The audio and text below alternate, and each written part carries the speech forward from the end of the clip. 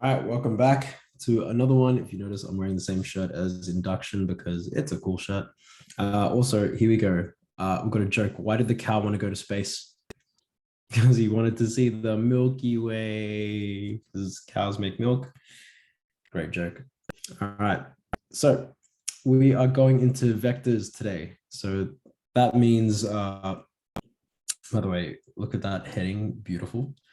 So a vector is simply a line, but it describes a length and a direction in, for extension one, it would be two-dimensional space. If you're in extension two, then it'll be three-dimensional space.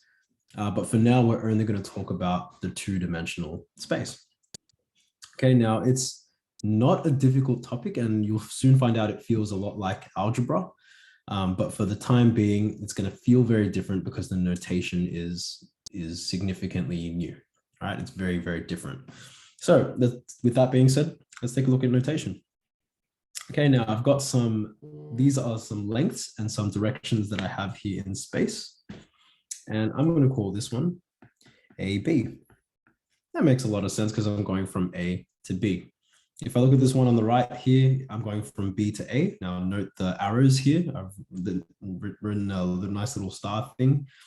These arrows here are important. So that means if I'm going from B to A, then it will actually be BA. And so that'll make this last one here, PQ. Now, the other thing that's interesting about vectors is we kind of give it like a letter. And then so I'm going to call this vector A, right? So to shorten AB, sometimes I will just call this by a vector A. Now, if I've drawn all these lines to be the same length and the same direction, except for, the second one here, but this one here would be called negative A. So it's kind of the same direction, but in the opposite direction. So it's the negative vector. Okay, now, even if it's PQ, technically, because I'm going the same direction, in the same direction at the same length, it's still a vector A. Okay, hopefully that's making sense. Pause it, wrap your head around it, do what you must. Okay, I'm going to move on. Now there's a special case here. We call this the zero vector. So you can kind of see that there's a point in space A. And so the zero vector is AA. So it's from A to A. So that means it kind of really doesn't go anywhere. It's just A. Okay. And this here seems to be an important little thing. The zero vector is the only time where the negative vector is the same as the positive vector. All right, which kind of makes sense.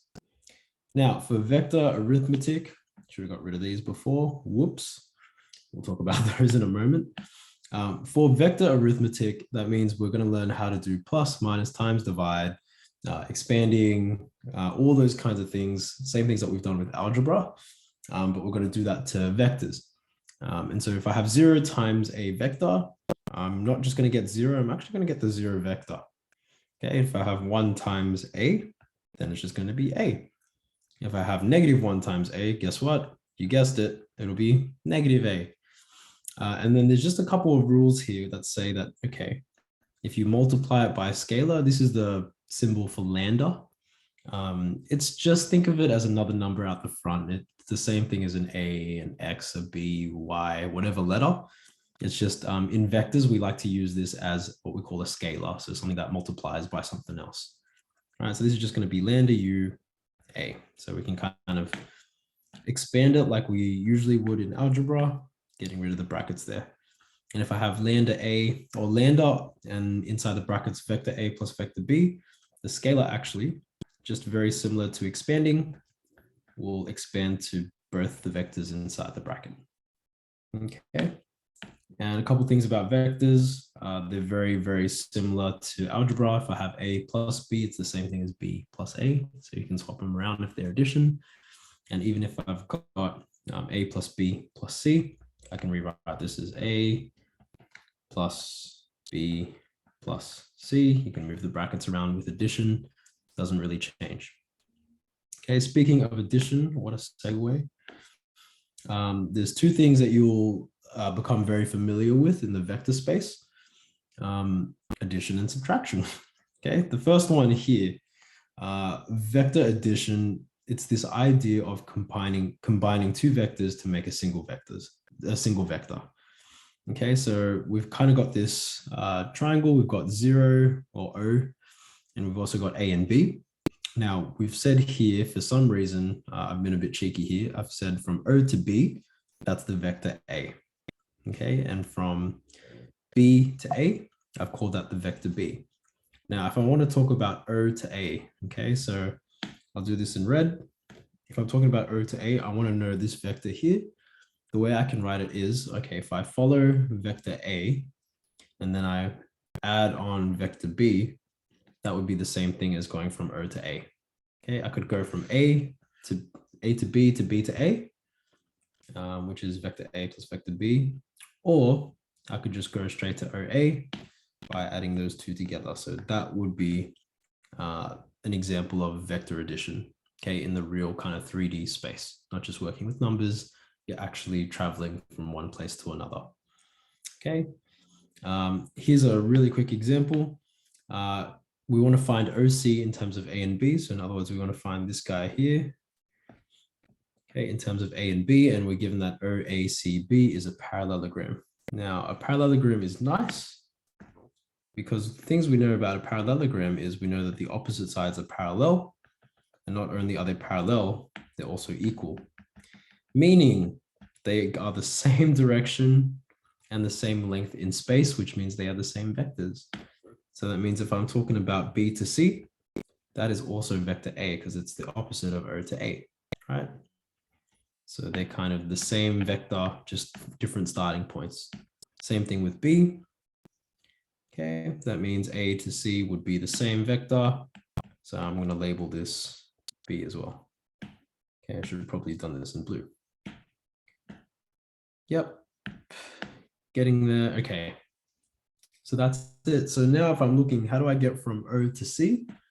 There's a couple of different ways. I could go this route, B plus A. I can go A plus B, and there's no negatives involved here.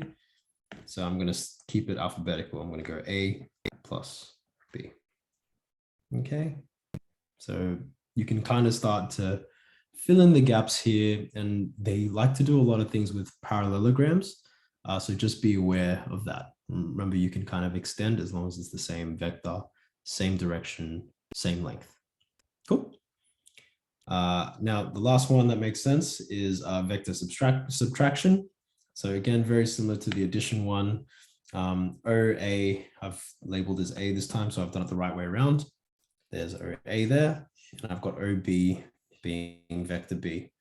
And so if I wanted to write A to B, the way I'd have to do that would be, first of all, I'd have to travel down this way and then through that way. So traveling this way would not be A, but it would actually be negative A.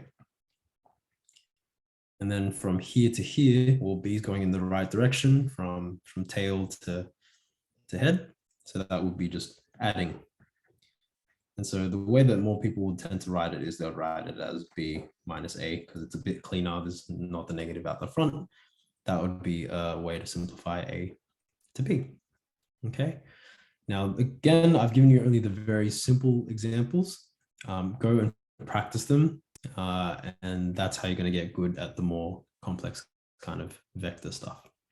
All right, enjoy. And I think that's it. Yeah.